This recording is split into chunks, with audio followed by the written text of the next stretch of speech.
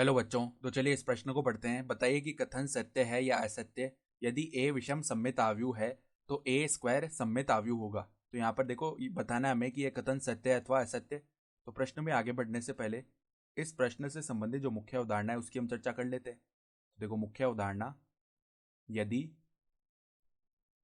यदि P एक number एक सममित आव्यूह है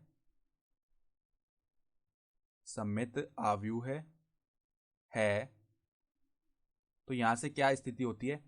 यदि P एक सममित आव्यूह है तो जो P का परिवर्त है वो P के बराबर ही आता है, ठीक है।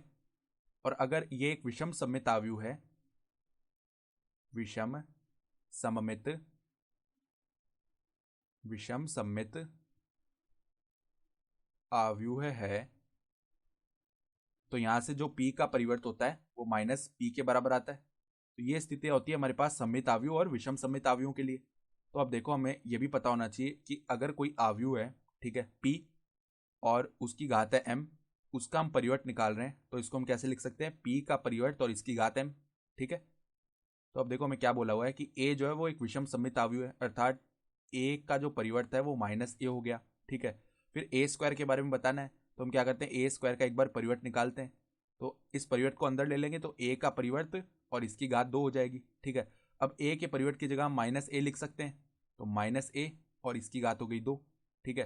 तो अब देखो, यहाँ पर माइनस एक बाहर चला जाएगा और उसका वर्ग होगा तो एक बन जाएगा, यानी कि ये आ गया a स्क्वायर के बराबर। तो हम क्या देख पा रहे हैं कि जब हमने ए स्क्वायर का परिवर्त निकाला तो वो किसके बराबर आ रहा है, ए स्क्वायर के बराबर ही आ रहा है, अर्थात ए स्क्वायर जो है वो एक सममित आव्यूह हो गया। तो देखो, यहाँ ए स्क्वायर का जो परिवर्त है वो ए स्क्वायर के बराबर है। इससे क्या हो गया, ए स्क्वायर एक सममित आव्यूह है, एक सममित आव्यूह है, अर्थात जो दिया हुआ कथन है वो सत्य हो गया। अतः अतः दिया गया कथन सत्य है, ठीक है। तो ये हमारा उत्तर हो गया। तो आशा करता हूं कि आपको ये प्रश्न समझ में आया होगा। धन्यवाद।